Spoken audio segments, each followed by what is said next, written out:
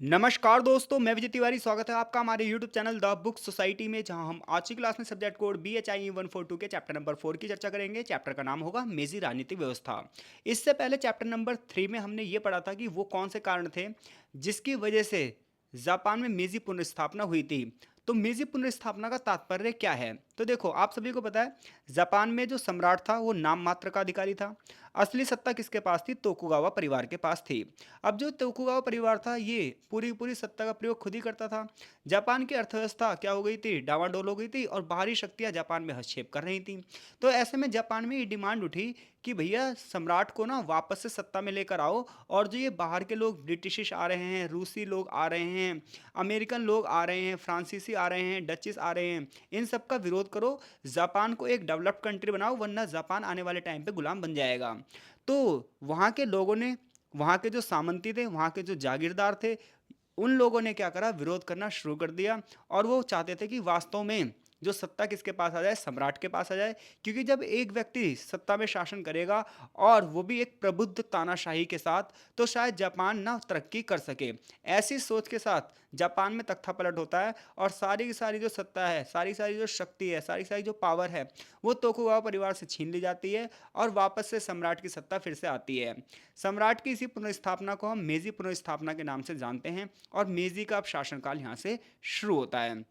मेजी पुनर्स्थापना में जो सबसे बड़ी भूमिका थी वो किसकी थी? वो सत्सुमा और चोशु के हान की थी। यानी कि एक जगह थी सत्सुमा और एक जगह थी चोशु। वहाँ पर जो हान शासन कर रहे थे उन्होंने एक बहुत महत्वपूर्ण भूमिका निभाई थी। अब आप पूछोगे हान क्या है? तो मैंने पिछले लेक्चर में बताया था, हान जो है वो बड़े बड़े सामंतियों को कहा जाता था, बड़े बड़े जागीरों को क्या कहा जाता था? जापान में हान कहा जाता था। तो मेजी पुनर्स्थापना हो गई। मेजी प्रशासन जापान में अब शासन करेगा। मुद्दा यह आता है कि मेजी जो प्रशासन है वो किस प्रकार से जापान की चुनौतियों से निपटेगा। तो अगर हम मेजी पुनर्स्थापना के बाद मेजी शासन की अगर बात करें, तो मेजी शासन ने राजनीतिक सुधारों की एक बहुत बड़ी कड़ी शुरू करी। ये माना जाता है कि आधुनिक जापान को आधुनिक बनाने में इस मेजी शासन का एक बहुत बड़ा योगदान था। ये जापान के लिए एक संविधान का निर्माण करेगा, एक शाही सरकार की स्थापना करेगा। इतना ही नहीं, एक नौकरशाही की स्थापना करेगा, सत्ता का डिस्ट्रीब्यूशन होगा और हर एक व्यक्ति को अलग अलग कार्यों की बात की जाएगी। सबसे बड़ी बात पता है क्या होगी? सबसे बड़ी बात यह होगी, मेजी शासन में एक नारा दिया जाएगा, एक सशक्त देश एक सशक्त सेना। यानी कि एक मजबूत देश के लिए एक मजबूत सेना का होना अनिवार्य है। तो अब हम इस चैप्टर में यही पढ़ने जा रहे हैं कि मेजी काल में जापान की राजनीति में क्या क्या परिवर्तन आए। तो देखो, सबसे पहले एक शाही सरकार की स्थापना हुई।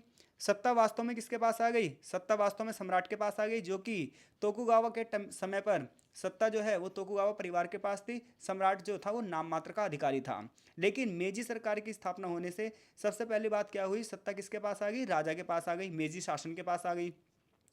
3 जनवरी 1869 को पुराने जितने भी डिपार्टमेंट जापान में काम करते थे उन सभी को समाप्त कर दिया गया और एक नई काउंसिल की स्थापना की गई, एक नई परिषद की स्थापना की गई। यानी कि जापान में जो पुरानी सारी राजनीतिक व्यवस्थाएं थी उसे खत्म कर दिया गया और एक नई राजनीतिक व्यवस्था की शुरुआत की गई।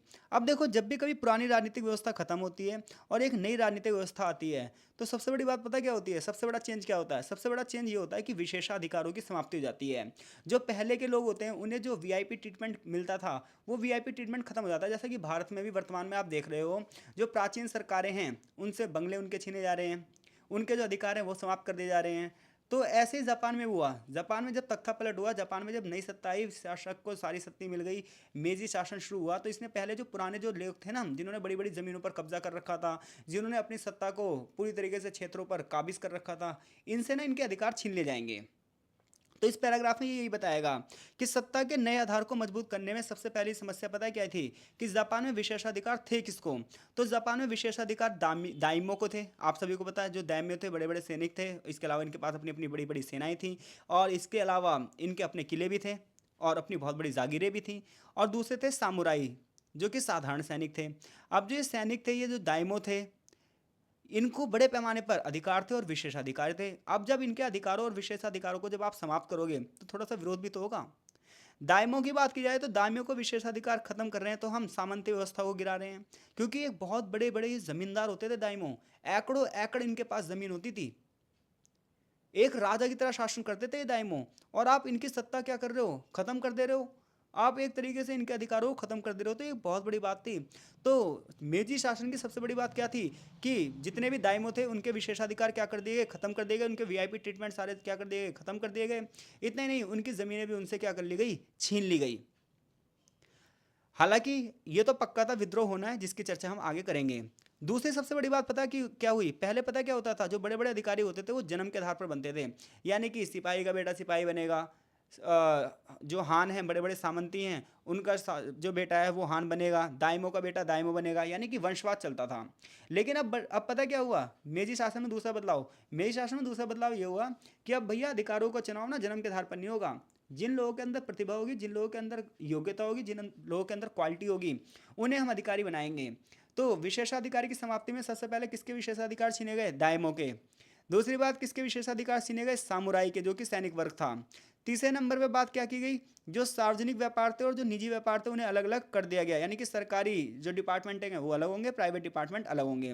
अब जो अधिकारी हैं उनके नियुक्ति किसके आधार पर होगी, प्रतिभा के आधार पर होगी, योग्यता के आधार पर होगी, वंश के आधार पर ऐसा नहीं होगा। इसके बाद क्या हुआ, जो बड़े बड़े हान थे, खास तौर पे सत्सुमा जो क्षेत्र था, चोशु जो बहुत बड़ा क्षेत्र था, तोसा एक क्षेत्र था, हिजन एक क्षेत्र था, ये सब जगह के नाम हैं। तो यहाँ के जो हान थे, यहाँ के जो सामंती थे, इन्होंने सबसे पहले खुद अपने विशेषाधिकार छोड़े। जैसा कि हमने पिछले चैप्टर में पढ़ा भी था, क्या पढ़ा था भाई, कि जो चोशु क्षेत्र था और जो सत्सुमा क्षेत्र था, यहाँ के हानों ने सबसे बड़ी भूमिका निभाई थी मेजी पुनर्स्थापना में।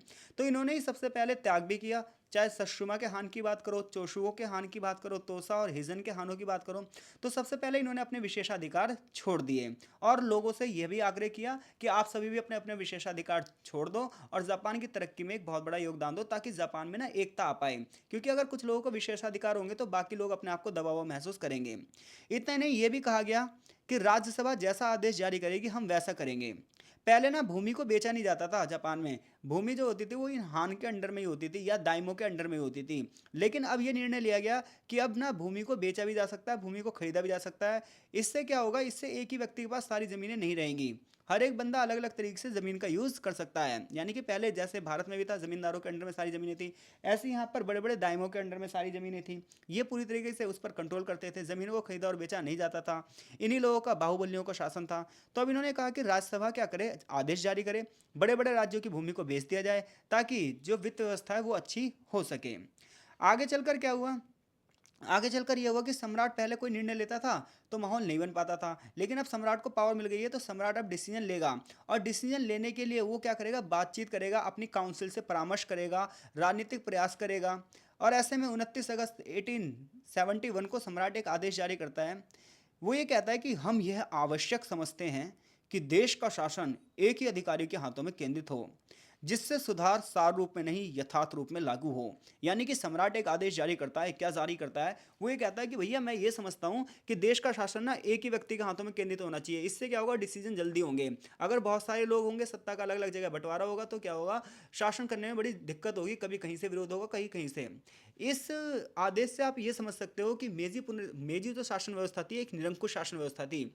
ये एक तानाशाही वाली व्यवस्था थी। और देखो, कई बार ना किसी देश को आगे बढ़ाने के लिए तानाशाही की जरूरत होती है, क्योंकि कई बार ना जनता बिखरी बिखरी होती है, उन्हें अपने अधिकार पता नहीं होते, हर एक बंदा अपना ना पर्सनल प्रॉफिट सोचता है। और जापान में भी यही चल रहा था।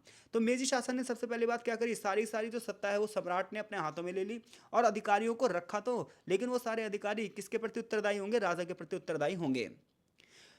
तो पिछले 100 सालों से जो एक पुरानी व्यवस्था चल रही थी, उस पुरानी व्यवस्था पर क्या कर दिया गया, पूर्ण विराम लगा दिया गया, उसे खत्म कर दिया गया। और जापान में एक नई प्रशासनिक व्यवस्था की शुरुआत की गई। एक केंद्रीय सत्ता की स्थापना की गई, जिसका मुखिया कौन होगा, राजा होगा।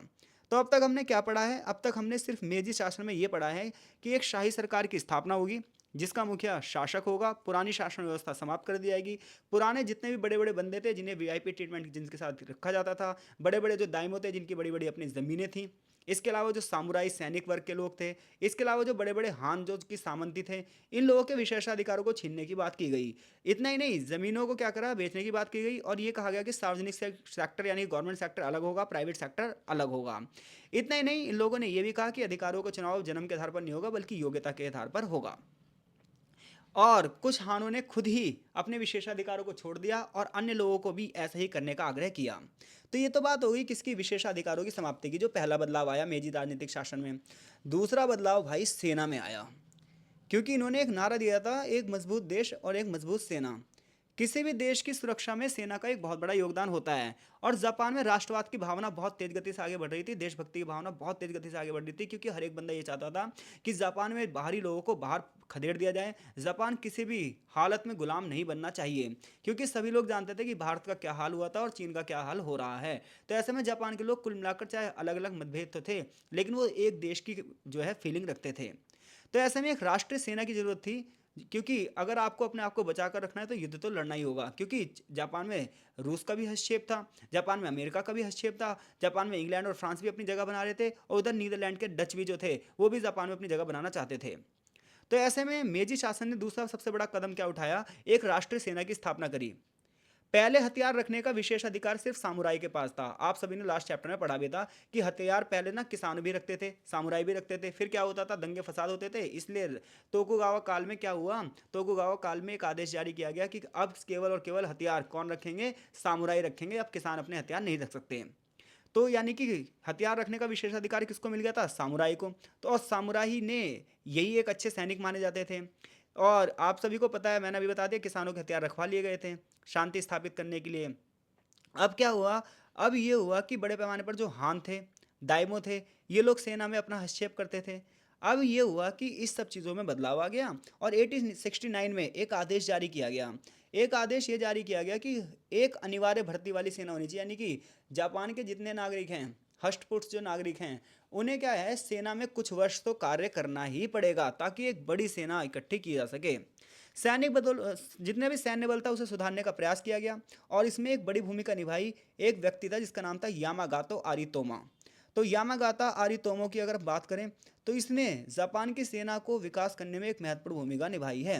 इसने पता है क्या करा, इसने कहा कि जापान की जो सेना है ना, उसे चीन के आधार पर ट्रेन मत करो। जापान की सेना को ना वेस्टर्न देशों यानी कि पश्चिमी देशों के आधार पर प्रशिक्षण दो, फ्रांस के आधार पर प्रशिक्षण दो, इसे जापान ओ माफ कीजिएगा ब्रिटेन के आधार पर प्रशिक्षण दो। उसने ये देखा कि जितने भी ट्रेंड बंदे हैं, जब वो अपने गांव को लौटेंगे तो एक आरक्षित बल बन जाएंगे। यानी कि वो कह रहा था जब अनिवार्य भर्ती सेना होगी, तो देखो हर एक बंदा जब सेना में काम करेगा, कुछ वर्ष काम करेगा, तो मान लो जब युद्ध होगा तो एक पूरा का पूरा देश सैनिक होगा और सारे मिलकर युद्ध लड़ सकते हैं। इसलिए हर एक बंदा अगर सेना में काम करे तो व्यक्ति में अनुशासन भी आएगा और बंदा हर समय युद्ध के लिए तैयार भी रहेगा। तो इसलिए सैन्य बदलाव को सुधारने के लिए इसने बहुत बड़ा ये विचार दिया, किसने, यामागाता आरी तोमो ने। इसने कहा कि वेस्टर्न तरीके से हम अपने देश को प्रशिक्षित करेंगे, जितने भी युवा हैं उनको अनिवार्य भर्ती की जाएगी, यानी कि हर बंदे को कुछ ना कुछ साल तक सेना में काम करना है। इससे क्या होगा कि अगर कभी युद्ध हुआ तो जापान में बहुत बड़े सेना की एक फौज बन जाएगी। जनवरी 10 1873 को एक अनिवार्य भर्ती कानून लागू कर दिया गया कि 20 साल की अवस्था के जितने भी लोग हैं 3 साल सेना में कार्य करेंगे ही करेंगे, और 4 सालों की आरक्षित सेवा भी करेंगे। यानी कि 20 साल से ऊपर के जितने भी वयस्क होंगे 3 साल एक्टिव रूप से सैन्य सेवा करेंगे और 4 साल तक आरक्षित सेवा करेंगे। देश को 6 सैनिक जनपदों में बांट दिया गया, यानी कि 6 प्रांतों में बांट दिया गया, जिसमें 31,000 पुरुष थे। अनिवार्य भर्ती कानून ने एक रूपता भी प्रदान करी और जापान में केंद्रीकरण को भी बढ़ावा दिया। क्योंकि पहले क्या था, जापान में लगभग ना 250 दाइमो थे, यानी कि जापान 250 भागों में बटा हुआ था, छोटे छोटे। लेकिन जब ये अनिवार्य भर्ती सेना हो गई, मेजी शासन फिर से शुरू हो गया, तो कहीं ना कहीं जापान का ना एकीकरण हो गया। 1853 में राजनीतिक सत्ता की केंद्र की अनेकता से उनके अलग अलग स्वरूपों को भी आजमाया गया। मेजी की सत्ता में आने के बाद ये हुआ कि आंतरिक अशांति बिल्कुल खत्म कर देंगे, आपसी जो मतभेद है बिल्कुल खत्म कर देंगे, और जापान के लोगों में राष्ट्रवाद की भावना कूट कूट कर भर दी जाएगी। विदेशी हमलों के खतरे से बचने के लिए एक बड़ी सेना की स्थापना की जाएगी। अब जो पहले जो हान थे, सामंती जो शासक थे, ये बड़े बड़े प्रांतों में बन चुके थे। अब समस्या दूसरी ये थी कि आपने ना सेना की स्थापना तो कर दी, लेकिन सेना के लिए आप खर्चा कैसे करोगे। तो आर्थिक समस्या को कैसे दूर किया जाए। जापान पर आर्थिक बोझ बढ़ता जा रहा है, विदेशी कर्ज भी बढ़ता जा रहा है। अब जापान ये सोच रहा है कि मैं अपनी अर्थव्यवस्था को कैसे उद्धार करूं। इसके अलावा एक और घटना घटती है 1870-1871 में। पता क्या होता है 1870-71 में, फ्रांस का युद्ध होता है प्रशा से। प्रशा जो कि जर्मनी साम्राज्य का एक अंग था। अब प्रशा ना इस जंग में जीत जाता है, इस युद्ध में जीत जाता है, और फ्रांस इस युद्ध में हार जाता है। अब जापान के लोग पता क्या सोचते हैं, यार हम ना अपनी सेना को प्रशा की तरह बनाएंगे, क्योंकि प्रशा ने फ्रांस को हरा दिया। लेकिन कुछ ही समय बाद इन लोगों ने कहा नहीं नहीं नहीं, हमें ना पता है किसके आधार पर अपनी सेना बनानी है, जैसे फ्रांस अपनी सेना बनाता है हमें वैसे ही बनानी है। तो 1 महीने बाद ही फ्रांसीसी आदर्श को फिर से अपना लिया गया। ये माना जाता है कि इस वजह से 4,50,000 सामुराई जो थे, जो पहले बेरोजगार सामुराई थे, उन्हें फिर से भर्ती कर लिया गया। इससे पता चलता है कि 1880 में जापान के पास जितने सैनिक थे उससे भी कहीं अधिक सैनिक अब हो सकते थे। तो अब तक हमने कितनी बात करी है इस चैप्टर में? अब तक हमने इतनी बात करी है। मेजी शासन में राजनीतिक व्यवस्था में पहला सुधार क्या था? पहला सुधार ये था, शाही सरकार की स्थापना हुई। दूसरी बात क्या हुई? विशेषाधिकारों की समाप्ति कर दी गई। एक राष्ट्रीय सेना पर बल दिया गया। लोगों के लिए अनिवार्य भर्ती कानून बना दिया गया। अब तीसरी बात यह है कि जापान की इकोनॉमी गिर रही है, अर्थव्यवस्था डामाडोल है। अब अर्थव्यवस्था में सुधारना है तो सबसे पहले राजनीतिक खर्चे आपको कम करने पड़ेंगे। तो क्या हुआ इन्होंने कि जो पहले बड़े बड़े सामुराइयों को पेंशन दी जाती थी, उस पेंशन व्यवस्था को इन्होंने ख़त्म करने की बात करी। और पता है इन्होंने क्या करा? भूमि का जो टैक्स सिस्टम था उसे ही बदलने की बात करी। तो मेजी शासन की तीसरी सबसे बड़ी जो कदम था वो ये था कि भूमि कर को एक संस्था के रूप देना। पता है तोकुगावा टाइम पीरियड में क्या होता था? तोकुगावा के टाइम पीरियड पर जो टैक्स है वो चावल के रूप में दिया जाता था। हर एक बंदा चावल का कुछ भाग क्या करता था? राजा को दे देता था और यही उसका टैक्स होता था। इसके अलावा कुछ रीति रिवाज भी थे, बहुत सारे गिफ्ट वगैरह भी राजा को दिए जाते थे। भूमि को बेचा नहीं जा सकता था। तो 1872 में कानून बनाया गया और जो भूमि बेचने पर पाबंदी थी उसे समाप्त कर दिया गया। ये कहा कि भाई अब हर एक बंदा किसी को भी भूमि बेच सकता है, ताकि हर एक बंदे के पास रिसोर्सेस हो और हर एक बंदा खेती वगैरह कर सके। आगे चलकर बड़े लंबे समय तक बहस चली और बहस चलने के बाद एक नया कानून पास किया गया 1873 में, और ये कहा गया अब हम चावल के रूप में हम कर नहीं लेंगे, चावल के रूप में हम टैक्स नहीं लेंगे। अब आप ना मुद्रा के रूप में हमें टैक्स दोगे, यानी कि नकदी के रूप में टैक्स दोगे। यानी कि पहली चीज़ क्या की गई? पहले जो भूमि को बेचा नहीं जा सकता था वो रूल खत्म कर दिया, अब आप भूमि को बेच सकते हो। ये बात 1872 में हुई। 73 में इन्होंने कहा कि अब हम जो टैक्स पहले चावल के रूप में लेते थे, अब आप टैक्स हमें क्या दोगे? कैश दोगे। इसके अलावा क्या हुआ? भूमि को पंजीकृत किया गया और इन्होंने कहा कि जितना भी आपका उत्पादन होगा, जितना भी उत्पादन होगा उसका 4% आप हमें क्या दोगे? टैक्स पे करोगे। तो कर का आधार क्या हुआ? जितना भी भूमि का पूंजीगत मूल्य था, जितना भी उससे उत्पादन हो सकता था, उससे 4% पैसा आप किसको दोगे? सरकार को टैक्स के रूप में दोगे। सामुराइयों की पेंशन में संशोधन किया गया। तो सबसे पहले क्या किया गया? भूमि जो बेचने वाली व्यवस्था थी उसको शुरू किया गया। दूसरी बात क्या की गई? नकदी के रूप में इन्होंने कहा कर दिया जाना चाहिए। अगली बात इन्होंने क्या करी? सामुराई की पेंशन में संशोधन कर दिया। यानी कि सामुराइयों को एक बहुत बड़ी मात्रा में पेंशन दी जाती थी, इन्होंने कहा इनकी पेंशन को कम कर दें, क्योंकि इससे क्या होगा? इससे जापान का जो शाही खर्चा है वो थोड़ा सा बचेगा और उसके माध्यम से हम सेना को और ज़्यादा मजबूत कर सकते हैं। तोकुगावा काल की अगर बात करें तो उस दौरान ना सामुराइयों को बहुत सारे विशेषाधिकार भी मिले हुए थे। इसके अलावा उन्हें समय समय पर वजीफे भी दिए जाते थे। इतना ही नहीं, ये माना जाता है कि इन वजीफों से एक बहुत बड़ी आमदनी, लगभग 1/3 आमदनी इन पर खर्च हो जाती थी। अब जो मेजी शासन आया तो मेजी शासन ने ये देखा कहाँ कहाँ पर हम फालतू खर्चे करते हैं और उन खर्चों को हम कहाँ कहाँ कम कर सकते हैं। तो उन्होंने कहा भाई देखो, जो सामुराइयों को इतनी ज़्यादा पेंशन दी जाती है हम इतनी बड़ी पेंशन नहीं दे पाएंगे, हमें जापान को डेवलप करना है तो इसके लिए हमें पैसों की जरूरत है, इसलिए हम आपकी पेंशन को क्या कर रहे हैं? कम कर रहे हैं। इसके अलावा क्या हुआ? सामुराइयों के वजीफों में भी कटौती की गई। अब इन सब से पता क्या हुआ? इससे ये हुआ कि जापान की सरकार का खर्च जो होता था वो 30% अब कम हो गया, यानी कि 30% पैसा अब जापान का बचने लगा। और उससे जो प्रॉफिट हुआ उसे इन्होंने इकोनॉमी में लगा दिया, बिजनेस में लगा दिया। अब लेकिन ये क्या सोच रहे हो आप? ये सब चीज़ें ऐसी होंगी जब मेजी इतना सारा काम कर रहा है। मेजी ने राष्ट्रीय सेना बदल दी, राष्ट्रीय सेना में अनिवार्य भर्ती कार्यक्रम शुरू कर दिया, विशेषाधिकारों की समाप्ति कर दी, साम्राज्यों के अधिकार छीन लिए गए, हानों के अधिकार छीन लिए गए।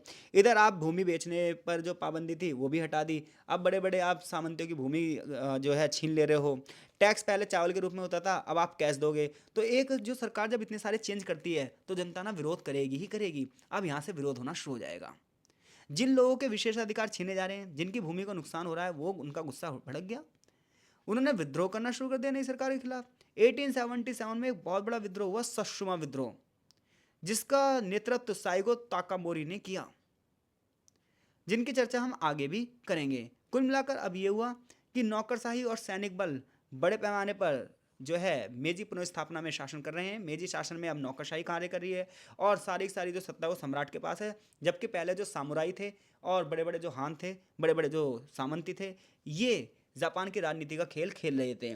लेकिन अब जापान की राजनीति की सत्ता पूरी तरीके से किस पे आ गई है, मेजी के पास आ गई है, और उसने एक बहुत बड़ी नौकरशाही तैयार करी है, सरकारी कर्मचारियों की एक फौज तैयार करी है, इतने ने एक अनिवार्य सेना करी है, और एक प्रशासनिक तंत्र की भी स्थापना करी है। तो यहाँ से अगर क्वेश्चन आ जाए, जापान में राष्ट्रीय सेना का गठन कैसे और क्यों किया गया, आप इस प्रश्न का उत्तर देने में सक्षम हैं। अब हम आगे चैप्टर में ये पढ़ने वाले हैं कि जापान का संविधान किस प्रकार से तैयार होगा, और संविधान को लेकर क्या क्या जो है मतभेद बने रहेंगे, और इसका इतिहास क्या होगा। तो देखो, संविधान की जब हम बात करते हैं तो संविधान का मतलब क्या होता है? संविधान का मतलब होता है नियमों और कानूनों का एक ऐसा दस्तावेज हो जिससे किसी देश का शासन चलाया जाए। क्योंकि कोई एक देश होता है तो उसमें एक संविधान लगना चाहिए, ताकि देश में एकरूपता बनी रहे, देश की एकता बनी रहे, देश की अखंडता बनी रहे। लेकिन जब आप जापान के संविधान का इतिहास पढ़ोगे तो जापान में संविधानों को एक बहुत बड़ा इतिहास रहेगा, और ये कई शताब्दियों तक चलेगा। 11 फरवरी की बात है 1889 की। यहाँ पर एक संविधान प्रभावी हुआ जो कि 3 मई 1947 तक चला, और इस संविधान को हम मेजी संविधान कहते हैं। इसमें सारे और रूल और रेगुलेशन जो हैं वो मेजी जो राजा थे इन्होंने अपने अपने हिसाब से सारी चीज़ें सेटअप की। हालांकि ऐसा नहीं है कि ये काम अकेले हो गया, इसमें बड़े पैमाने पर राजनीतिक संगठन थे, बड़े पैमाने पर बैठकें हुई, विचार विमर्श हुए, चर्चा हुई, जापान की सत्ता की प्रकृति का और जापान की सत्ता का जो चरित्र है उसका बड़े पैमाने पर अध्ययन किया गया, और उसके हिसाब से ही रूल और रेगुलेशन बनाए गए। अब हम बात करते हैं इसकी कुछ विशेषताओं की। तो मेजी के संविधान की बात करें तो जापान में संविधानों को एक बहुत बड़ा इतिहास रहा है, और टाइम टू टाइम इसमें संविधान चेंज भी होते रहे हैं। सबसे पहले अगर हम जापान के संविधान की बात करें तो वो 604 ईस्वी में शोतोकु ताइशी ने जारी किया था। यानी कि जापान का पहला संविधान किसने जारी किया था? शोतोकु ताइशी ने। कब? 604 ईस्वी में। और पता है आपको, इस संविधान में केवल 17 आर्टिकल थे। भारत का संविधान देखो 395 आर्टिकल थे, और आज तो 465 के आसपास हैं। तो जापान का संविधान जो 604 में बना उसमें कितने आर्टिकल थे? केवल 17 आर्टिकल थे। आधुनिक ढंग से संविधान का जो श्रेय है वो चीनी आदर्शों की अपेक्षा पश्चिमी प्रभाव को अधिक जाता है। यानी कि जो शुरुआत का संविधान था ना जापान का, वो चीनी आदर्शों से प्रेरित होकर बना था। चीनी भाषा बोली जाती थी, चीनी संस्कृति को ये अडॉप्ट करते थे। लेकिन जो आज का जापान का संविधान है, और जो मेजी काल का जापान का संविधान था, ये चीन से प्रेरित नहीं था। ये पता है किससे प्रेरित था? ये था वेस्टर्न कंट्रीज से, यूरोप से प्रेरित था ये। ठीक है भाई। तो मेजी काल में पता क्या हुआ? बहुत सारी वैचारिक सभाएं हुई, बड़े पैमाने पर लोगों को इकट्ठा किया गया, और ये जो सार्वजनिक सभाएं थी इसे कोगी का नाम दिया गया। किसका नाम दिया गया? कोगी। अब इसमें विचार विमर्श के माध्यम से बहुत सारे रूल और रेगुलेशन लिखे गए। शुरुआत में मेजी नेताओं ने एक के बाद एक वक्तव्य जारी किए गए, एक से एक घोषणाएं जारी की गई, एक से एक आदेश जारी किए गए कि जापान में किस प्रकार से बदलाव किया जाए। राजा ने 6 अप्रैल 1868 को यानी कि 1868 को एक घोषणा पत्र जारी किया जिसमें 5 आर्टिकल थे, जिसमें यह वचन रखा गया कि भैया हम संविधान बनाने के लिए एक संविधान सभा की स्थापना करेंगे, अकेले किसी भी चीज़ पर निर्णय नहीं लिया जाएगा। कुल मिलाकर बात यह थी कि संविधान कैसा हो? तो संविधान ऐसा हो कि सबसे पहला डिसीजन ये लिया जाए कि किस गति से जो है रूल और रेगुलेशन को फॉलो किया जाए।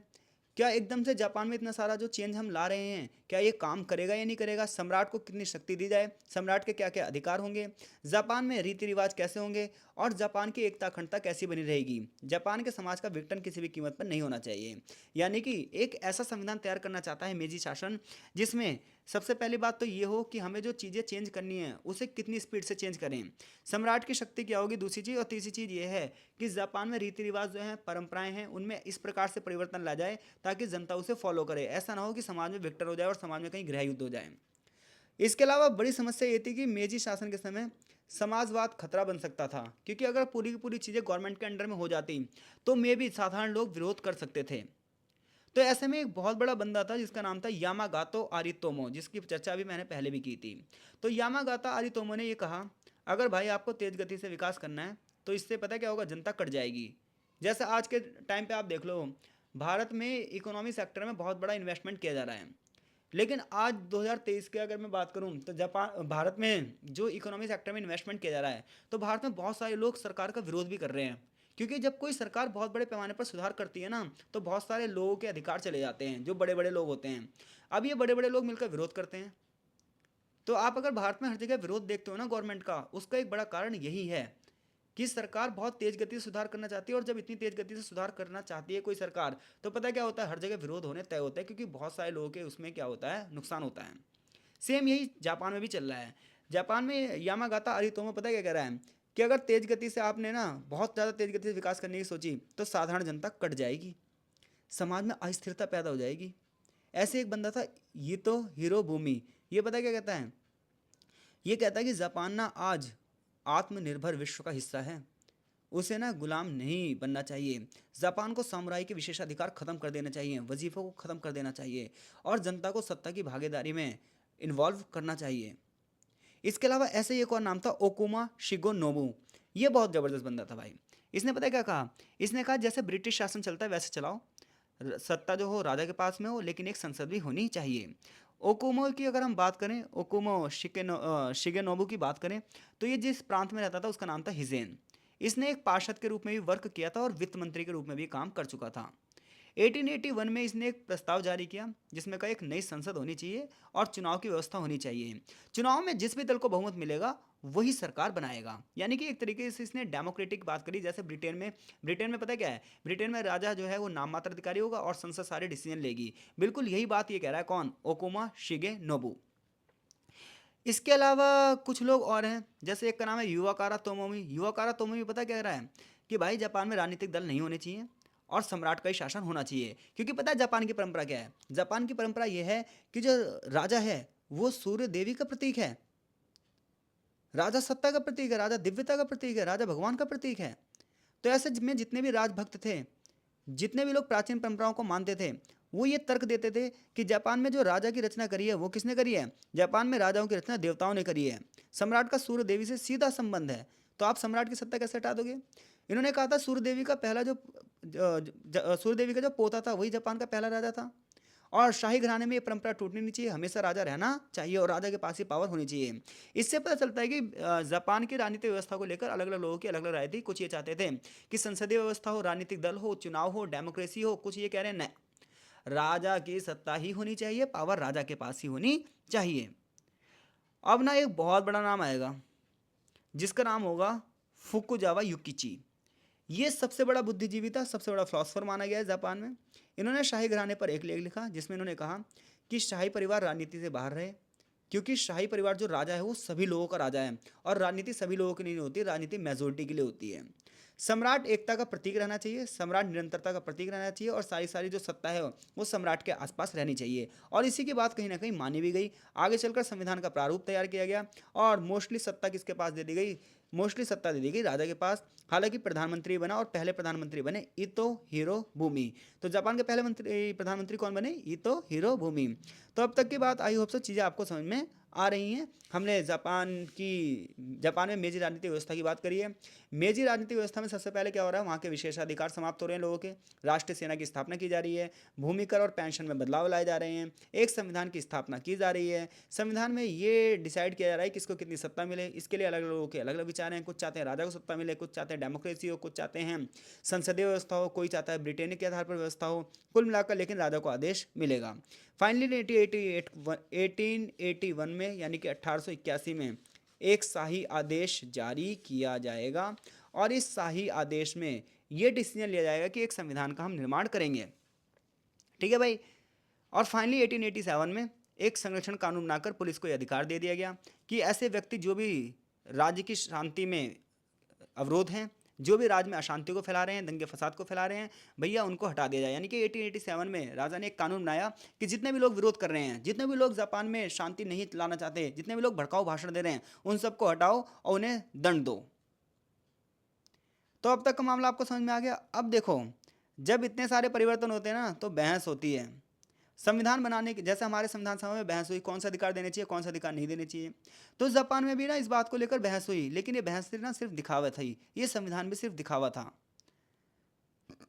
मुद्दा पता क्या था, मुद्दा ये था सारे सारे अधिकार मेजी के पास ही थे। मेजी राज्य निरंकुशवादी हो चुका था। सामुराई अपने आप को एक समतावादी व्यवस्था से मुक्त करने के लिए शाही संस्था का इस्तेमाल करना चाहते थे। यानी कि कुछ सामुराई जो राजा का समर्थन देना चाहते थे, राजा को पूरी तरीके से सपोर्ट करना चाहते थे, वो सिर्फ इसलिए करना चाहते थे क्योंकि वो सोचते थे कि हमें कुछ अधिकार मिले। इतनी बात क्लियर है। यहाँ से यहाँ तक कुछ क्वेश्चन पूछे गए हैं और अगला पैराग्राफ यहाँ से शुरू होता है। चैप्टर थोड़ा सा लेंथी है तो लेक्चर भी लेंथी रहेगा। मैं सोच रहा था 2 पार्ट में वीडियो बनाऊँ, लेकिन फिर मैंने कहा एक ही पार्ट में बना देता हूँ, थोड़ा सा लेंथी हो जाएगा, कोई दिक्कत नहीं है। तो देखो, अब इतने सारे आप क्या कर रहे हो, बदलाव कर रहे हो। आप क्या कर रहे हो, पेंशन में बदलाव कर रहे हो, राष्ट्रीय सेना में बदलाव कर रहे हो, संविधान को बढ़ावा दे रहे हो, तो लोग भी तो विरोध करेंगे। क्योंकि हर देश में कुछ लोग ऐसे होते हैं जो सिर्फ अपने निजी स्वार्थ से प्रेरित होते हैं। जापान में भी सिर्फ सीधा सीधा ऐसे ही होगा। जापान में भूमि कर को लेकर बड़े पैमाने पर विरोध होगा, जो ज़मीनें छीनी गई उसको लेकर बड़े पैमाने पर विरोध होगा। और बहुत सारे लोग जो थे, जो तोकुगावा टाइम के तोकुगावा परिवार को सपोर्ट करते थे, वो लोग विरोध करेंगे। तो सबसे पहला विरोध होगा विशेषाधिकार की समाप्ति के खिलाफ। शुरुआत में क्या होगा, माहौल, लोग बाग इकट्ठे होंगे और फिर हिंसक विद्रोह शुरू हो जाएगा।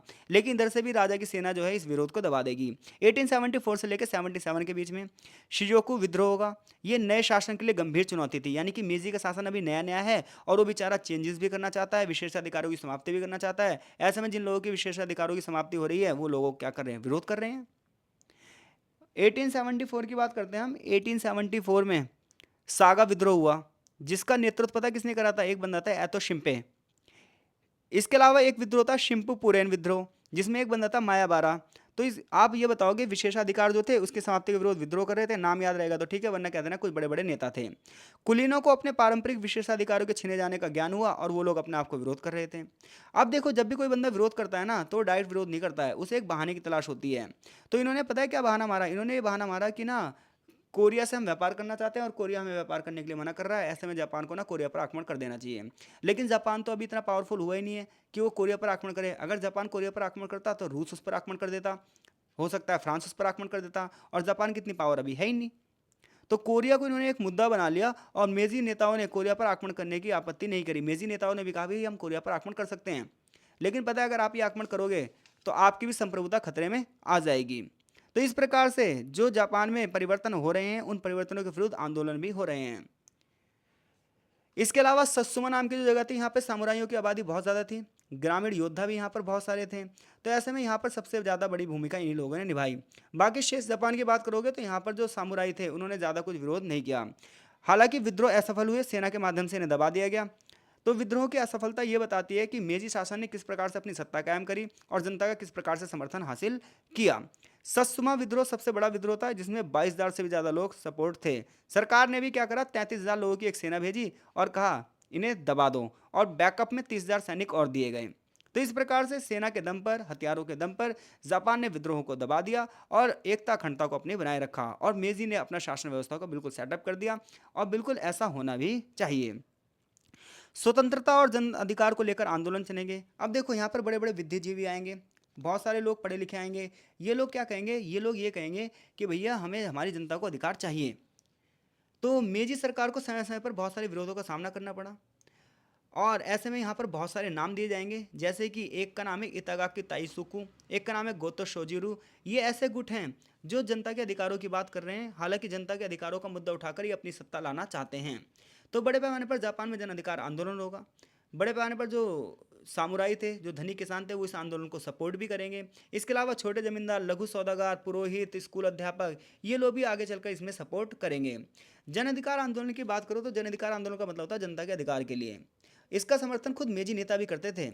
इस आंदोलन ने ना राजनीतिक चेतना पैदा करी, लोगों के अंदर डेमोक्रेसी के प्रति जो है जागरूकता पैदा करी, अवेयरनेस लेकर आए, राजनीतिक दलों में वृद्धि हुई, राजनीतिक संघों में वृद्धि हुई। तो जापान की एकजुटता और जापान में राजनीतिक अवेयरनेस में लाने में इन आंदोलनों का एक बहुत बड़ा योगदान था, भले ही ये शासन व्यवस्था को कमजोर कर रहे थे।